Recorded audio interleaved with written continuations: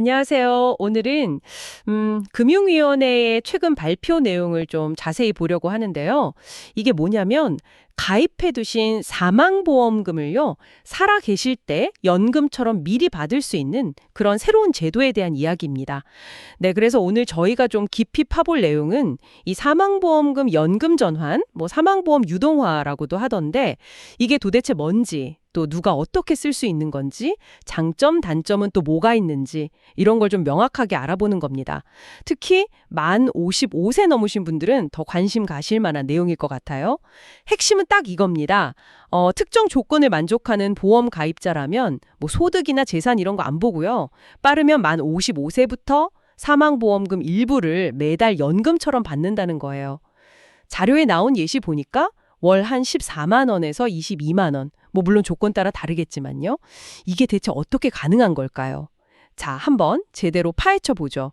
자, 우선 이게 뭔지 개념부터 좀 잡아야겠죠? 원래 사망보험금이라는 게 아시다시피 가입자가 사망한 후에 남은 가족들 쓰시라고 나오는 돈이잖아요. 네, 그렇죠. 근데 이 제도는 그 돈의 일부를 가입자 본인이 살아계신 동안에 미리 이렇게 연금처럼 나눠받을 수 있게 한다는 거네요. 맞습니다. 핵심은 그 유동화라는 개념이에요. 원래는 나중에 그것도 내가 죽고 나서야 받을 수 있던 목돈을 현재의 생활자금으로 이렇게 당겨와서 쓸 수 있게 한다는 거죠.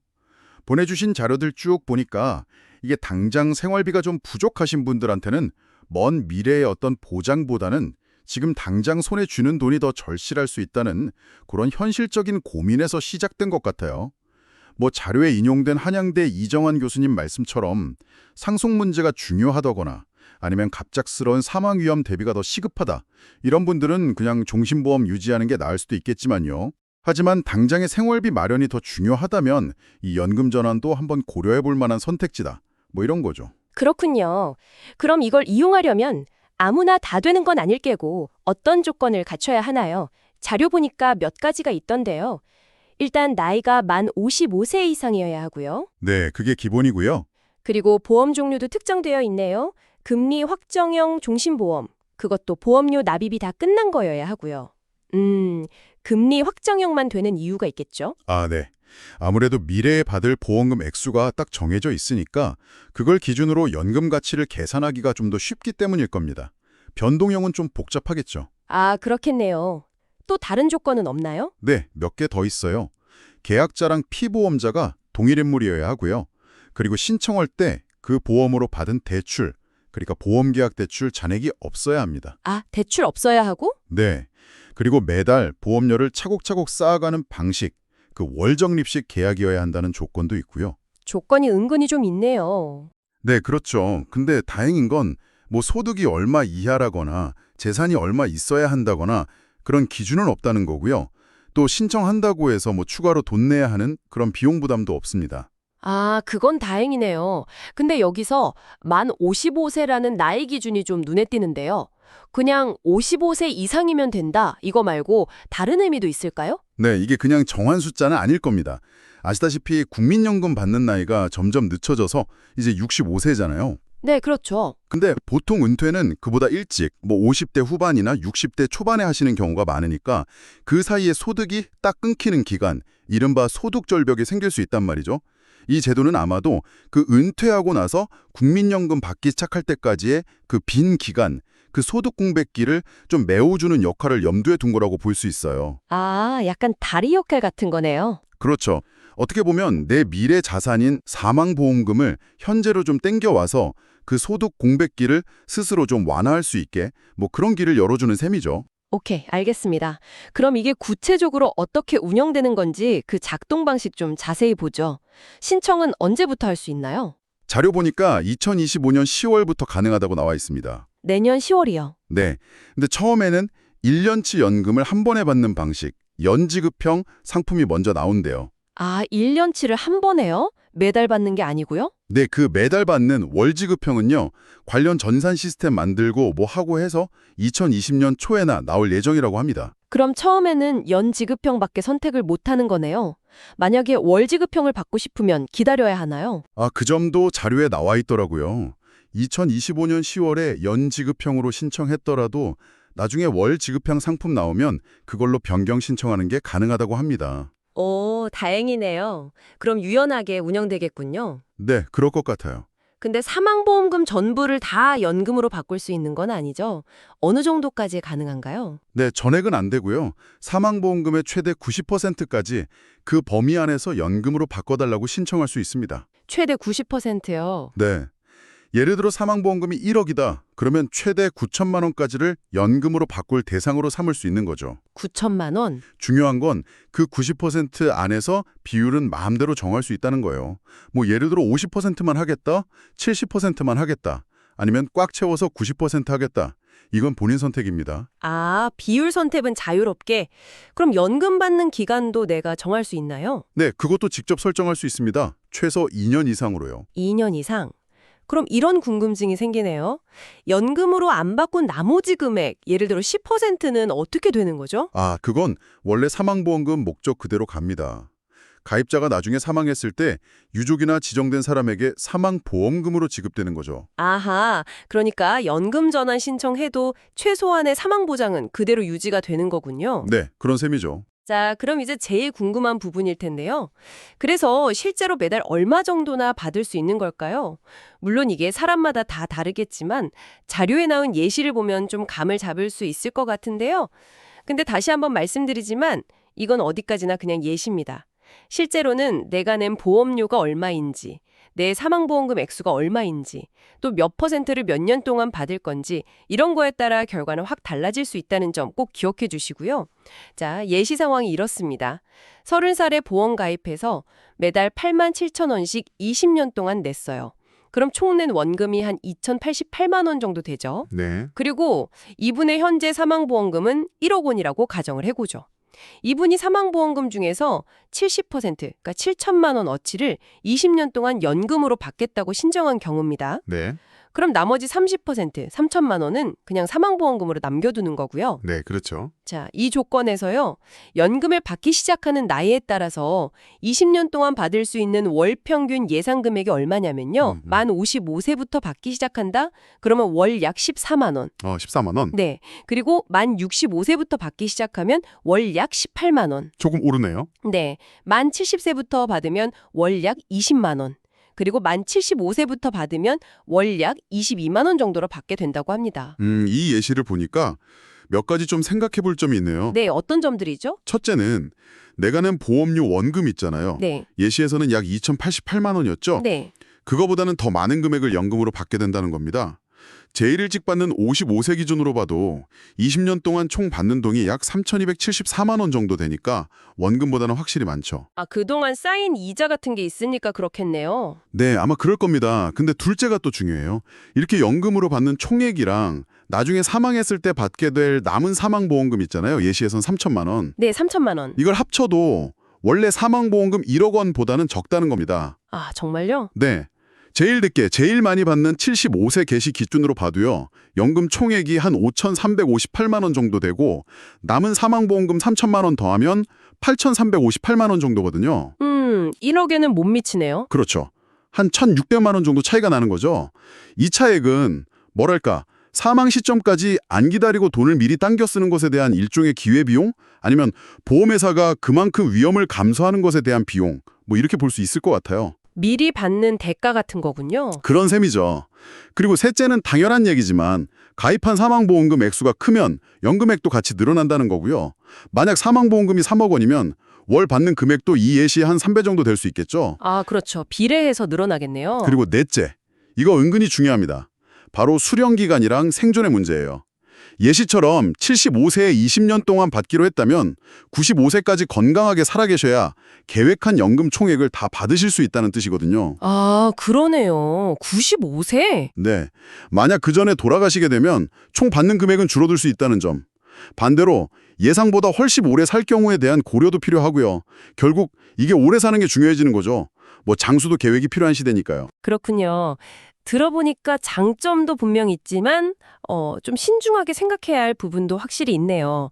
당장 현금이 급하신 분들한테는 살아있을 때 목돈 일부를 쓸 수 있다는 게 엄청난 장점이겠지만 네, 그렇죠. 또 반대로 생각하면 결국 나중에 받을 수 있는 총 금액은 줄어드는 거니까 어떻게 보면 손해라고 생각할 수도 있겠어요. 실제로 자료에도 이런 좀 부정적인 시각이나 우려가 있다는 언급이 있고요. 네, 맞습니다. 이게 바로 이 제도가 가진 핵심적인 딜레마 같은 거예요. 그래서 개인의 선택이 정말 중요해지는 지점이죠. 지금 당장의 재정적인 필요, 즉 유동성을 확보하는 게 우선이냐? 아니면 미래에 좀 더 큰 보장 자산, 뭐 본인 노후 자금이든 아니면 유족을 위한 자금이든 이걸 지키는 게 우선이냐? 이건 뭐 정답이 딱 있는 문제 아니잖아요. 각자의 재정 상황이나 건강 상태, 가치관, 또 가족 계획 이런 걸 다 종합적으로 고려해서 내려야 하는 아주 개인적인 결정인 겁니다. 네, 정말 신중한 판단이 필요하겠네요. 자, 그럼 이제 좀 더 실용적인 정보로 넘어가 볼까요? 실제로 이걸 신청하려면 어떻게 해야 하는지 그 절차 같은 세부 사항들을 좀 확인해 보겠습니다. 우선 어느 보험사에서 이걸 취급하나요? 모든 생명보험사에서 다 하는 건가요? 처음부터 다 하는 건 아니고요. 2025년 10월, 그러니까 제도 시행 초기에는 5개 주요 생명보험사에서 먼저 시작한다고 합니다. 한화생명, 삼성생명, 교보생명, 신한라이프, 그리고 KB라이프 이렇게 5곳이에요. 일단 5곳에서. 네. 그 이후에 다른 보험사들도 준비되는 대로 순차적으로 도입할 예정이라고 하네요. 그럼 내가 이 제도의 대상자인지 아닌지는 어떻게 알 수 있죠? 내가 직접 보험사에 전화해서 물어봐야 하나요? 아니요. 그럴 필요는 없을 것 같습니다. 해당 보험사에서 알아서 요건에 맞는 계약자들한테 개별적으로 안내를 해줄 예정이라고 해요. 뭐 문자 메시지나 카카오톡 알림톡 같은 걸로요. 오, 알아서 연락을 주는군요. 네. 1차로 시행하는 그 5개 회사는 2025년 10월 중에 안내를 보낼 거고 그 이후에도 새로 대상이 되는 분들이 생기면 정기적으로 또 알려줄 계획이라고 하니까요. 해당 보험사의 안내를 좀 기다려보시면 될 것 같습니다. 그렇군요. 신청 방법은요. 요즘에 모든 비대면으로 하는 게 편한데 이것도 온라인으로 신청할 수 있나요? 초기에는 좀 불편할 수 있어요. 제도 운영 초기에는 이게 아무래도 좀 불안전 판매의 우려도 있고 하니까 충분히 설명을 듣고 결정하시라는 차원에서 보험사 지점 같은 대면 채널을 통해서만 신청을 받을 계획이라고 합니다. 직접 가야 하는군요. 네, 일단은요.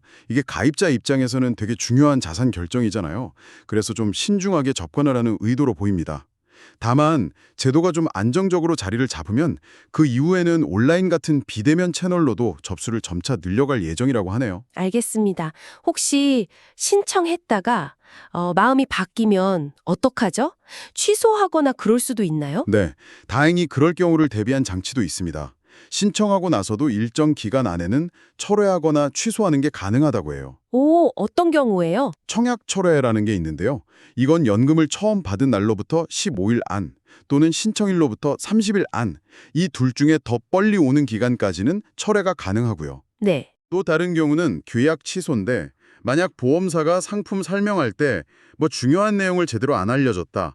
이런 사실을 알게 됐다면 그걸 안 날로부터 3개월 안에는 계약 자체를 취소해달라고 요구할 수도 있다고 합니다.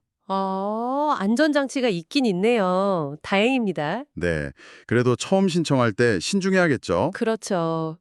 그런데 아까 잠깐 언급하셨는데 현금으로 받는 연금 말고 다른 형태로도 활용할 수 있다면서요. 자료 보니까 무슨 서비스 형태로 받는 옵션도 있던데요. 이건 뭔가요? 네. 그 점도 좀 주목할 만해요. 당장 현금보다는 어떤 특정 서비스가 더 필요하신 분들을 위한 대안인데요.